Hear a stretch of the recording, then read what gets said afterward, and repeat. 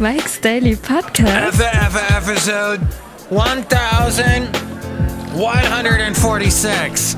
Hello, I'm Mike Matthews, broadcasting from Cafe Anyway, located somewhere in Podcastro, Valentino.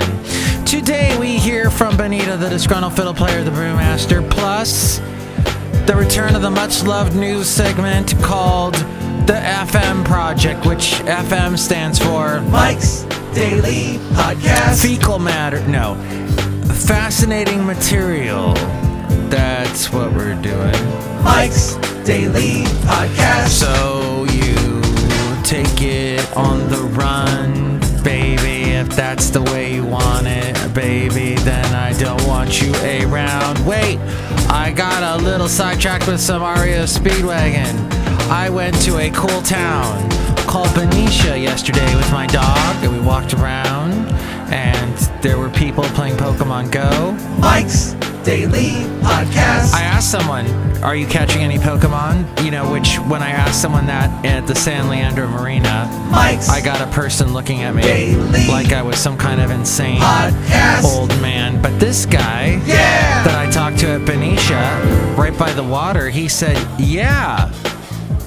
And I go, oh, do you catch, because we were on a pier, I go, do you catch them on this pier, the Pokemons? And he said, yeah, in fact, you can catch some specific water Pokemon when you're on this particular pier. I drove down all the way from Vacaville just to be in Benicia. Isn't that fascinating? I love Benicia so much. I go there, I went there last on the 4th of July. I had done an early shift. Usually I work on the weekend. And yesterday I worked from 6 a.m. to 2 p.m. and at 2 p.m. I got to go home and take a nap and then take my dog at 4 o'clock up to Benicia. Mike, this is the most boring stuff I've ever heard. What a boring podcast. No, it's not. Because I want to tell you, Benicia's an interesting town. Used to be our capital in California. Lots of people there having a good time, and I overheard the following as I was walking Basil the Boxer. I would like to share with you a story I heard. So I'm walking Basil, and all of a sudden we're walking past this cool restaurant in an old building, you know, with the exposed brick and all that. And oh, look who just walked in. Hi, Mark. It's Benita the Rodeo Queen. How y'all doing? It's a Disgruntled Fiddle Player, tell you what. What? I hear there's a rodeo going on there at rodeo grounds near Podcastro Valley. Yeah, at the Rowell Ranch Rodeo Grounds. There's a rodeo today. Lots of horses and stuff, which, by the way, horses, I did not realize this. I was listening to another awesome podcast called Backstory. Yes, in saying that sentence, I was making the assumption that this podcast is awesome. But the wonderful podcast called Backstory was discussing detritus, garbage, in their most recent episode.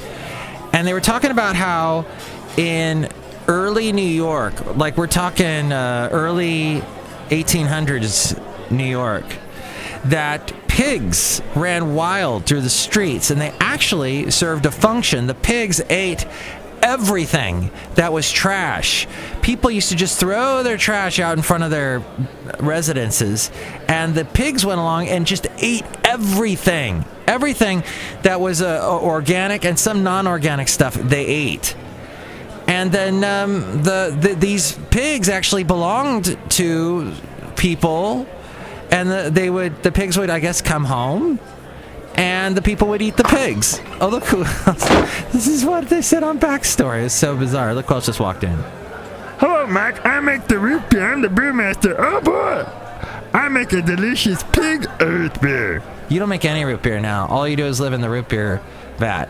That's true. I want a pig. No, you can't have a pig. You can't have Basil either. Oh, man. Basil was tired after all the walking yesterday in Benicia, that's for sure. Mark, go on with your story about the pigs and the rodeo and the horses and whatnot. Sorry, Disgruntled Fiddle Player, yes.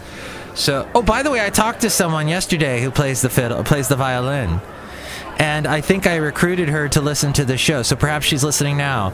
Hi, Angela Lee. She has an interesting name, and I probably said it wrong. But so, yeah, you play the fiddle. I used to play the fiddle, but it made me angry. Thus, I am disgruntled, the disgruntled fiddle player. It's a tricky instrument to play, the fiddle. Tell you what. What? Finish your story about the pigs. Oh, yeah, so they're walking around New York eating stuff, and people, there's a worry that all the disease that's happening in New York is from the smell, because pigs smell. They're figuring that the pigs have the disease, so they round up all the pigs and they leave New York, and now we've got just trash in New York, and people get disease, even more disease from that, and they die. At one point, they were throwing all their trash into the Hudson River. And they said at one point the Hudson River was so full of trash, and one of the things that people threw out a lot were horses. Yes, horses. They just chucked the dead horses into the river.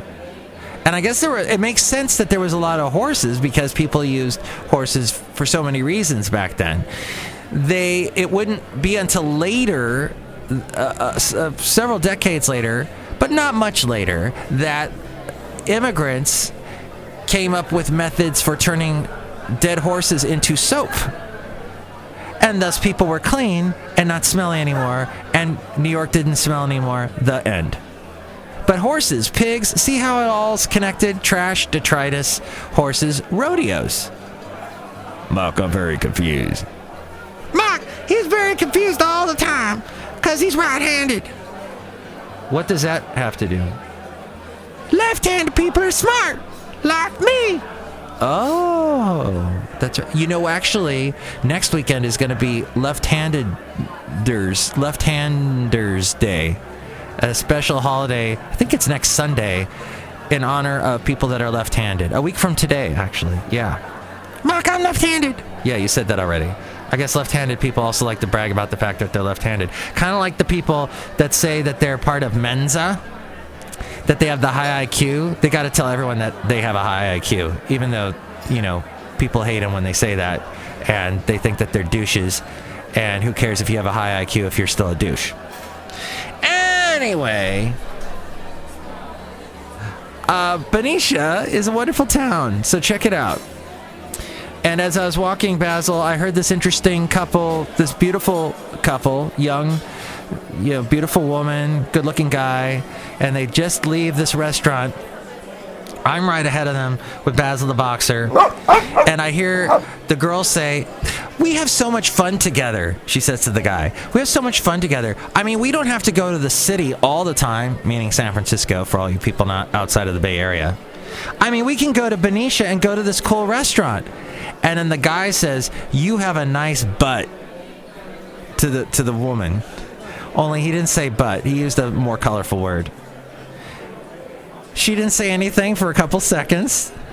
Then he said something like, it's nicely shaped," he said. And I'm hearing this. I'm walking in front of them hearing this. He's not talking about mine. He's talking about hers. And then she says, "Oh, what a cute dog," talking about Basil. This actually happened yesterday, and that's why you listen to this podcast, because I share these bizarre things that happen to me with you. Mark, that's great. I got a nice butt, too. Bye, Terrier. Wonderful. All right, well, by the way, some of the hottest women I have ever seen are at the local mall, not too far away from where I work, in Pleasanton on the weekend. There's the Stone Ridge Mall, and it's pretty hard to walk through there and not have your head turn and go, wow. There are beautiful women in that mall. As there are on Fridays at my other job in Fremont. There's a woman that does a show in the afternoon on Friday, and she brings in some very beautiful ladies that are mostly all of her friends who she interviews on the air, and they're all very amazing, smart, powerful women that are starting companies. I talked to this amazing woman who was also a CEO and a doctor, and she said that to me, that she was a CEO and a doctor, but she did not say she was part of Mensa, which was good. And I was, wow. So To sum up, I've met a lot of beautiful women lately. Horses should not be thrown into the river when they die. They should be made into soap after an appropriate mourning period. And Benicia's a cool town. And that's pretty much it. If you'd like to see past podcast pictures... Oh, speaking of today's podcast picture... And here's today's podcast picture.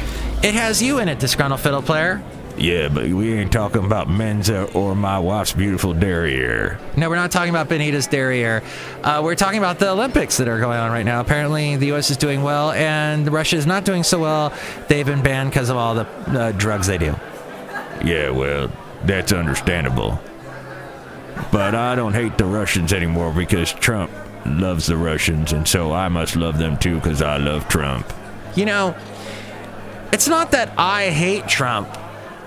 I hate the people that complain about people making fun of Trump.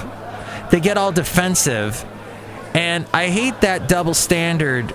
You know, people can, like, these same people are fine with making fun of Hillary, ripping Hillary every chance they get. But, like, it reminds me of the era of the mid-O's when everybody got down on the Dixie Chicks for saying their little sentence about George W. Bush. I mean, they totally came down on it. The Dixie Chicks were ostracized. They stopped playing them on the radio. It was horrible for them. Go see Shut Up and Sing, a fantastic documentary about that era. Yet, these same people that said exactly that about the Dixie Chicks, about how horrible they are the same people that have said unbelievable things about Obama. And unbelievable things about Clinton. Hypocrites. I'm looking at you, Phil Grandy. Grandy meaning big idiot. Anyway, not that I'm political in any way. Or I just have this thing about hypocrites. Which I know. I wander into hypocrisy. We all do. It's an easy thing to wander into. But dang it, you need to call it out when you see it sometimes, is all I'm saying. I love Trump. All right, okay. I mean, I want to stroke his beautiful hair. Okay, all right. That's enough. I'll tell you what. What? He's beautiful. Yeah, but Ivanka is even hotter. Whatever. Anyway, all that can be found at Mike'sDailyPodcast.com, including the podcast picture, which is of the Disgruntled Fiddle Player and I discussing the Olympics. All right, so check that out, Mike'sDailyPodcast.com. Also, if you'd like to help support the show, God knows why you'd want to do that, but if you're like going to be shopping on Amazon, just go through Mike'sDailyPodcast.com and that Amazon link, and if you do that one extra step, that helps us out. It helps support us, and it's your way of saying, thanks, Mike, for doing a podcast every day. And then I say you're welcome. And then there's a PayPal if you'd like to donate to the show. You'll get a special greeting from all the Cafe Anyway characters. And there's also the podcast picture and past interviews that I've done with some interesting musicians and other folk. All that can be found at Mike'sDailyPodcast.com. But now it's time for the FM Project.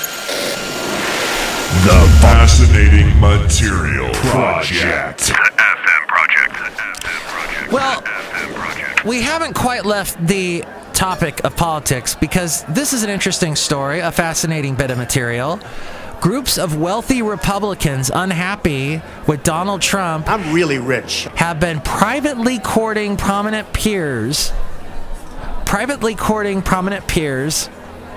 There's a lot of P's in that. A lot of plosives. To join them in backing Hillary Clinton's U.S. presidential bid. This apparently, according to Reuters, they say they are seeking money and endorsements from other Republicans disillusioned by Trump, the party's candidate for the November 8th presidential election. Which, once again, it's weird. Why isn't it on November 1st? I thought it was the first day of November, the first Tuesday in November, and the first Tuesday in November this year is November 1st. I don't get it. I don't know. Maybe they'll tell me on Backstory. Along with why dead horses were floating in the Hudson River. I feel bad about the dead horses. But let's move on, shall we? Some have received encouragement from Clinton and members of her campaign staff. Dan Webb, a former federal prosecutor and self-described Republican for decades, he said, I made the decision that I wouldn't be able to look at my grandkids if I voted for Trump. and he's working to win over prominent Republican business people in Chicago. Trump, a New York developer making his first run at public office. Thanks, Reuters, for summing up Trump in like 10 words. Wow. Okay. You can also add a reality TV star, writer of books that sold several copies. Apparently, he's a really good deal maker. Has made traditional Republican donors uneasy with inflammatory statements about women, Mexicans, Muslims, and war veterans. Big-name Wall Street donors can make a difference for Clinton. They could inject big money into a campaign. They might influence moderate Republicans to switch sides.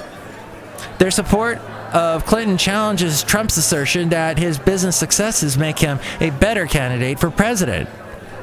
With the political conventions over, the Republican effort to fundraise for Clinton is at an early stage. Some of the groups have yet to receive contributions because they must still file paperwork under campaign financial rules. Trump spokeswoman Hope Hicks. That's Hope Hicks, everyone. Hope Hicks. Because you have to be able to say a name like Hope Hicks. 2 H's. That's a cool name, Hope Hicks. Did I tell you I like the name Hope Hicks? Hope declined to comment for this story from Reuters. Clinton spokesman Jesse Ferguson, however, said business leaders are supporting Clinton because of their economic plan and because Trump cannot be trusted to lead our economy. As we go outside a cafe anyway, we're bringing you like Mike's Daily Podcast somewhere in Podcastro Valley. Mike, it's Mikey Fikey. Great. I cannot say enough about how Suicide Squad has smashed records. I cannot tell you enough how much I don't care about comic book movies anymore. I do not care about the someone I work with. He has to go see every comic book movie as soon as it comes out. He told me the nice thing about him is he completely tells me the plot. He goes, "Are you sure you want me to ruin it for you?" And I'm like, "Ruin away, because I ain't gonna go see that movie." So he told me the complete story of Suicide Squad, and all I can say is, who cares? And all those characters were on the CW show Arrow. So I feel like I've seen, and I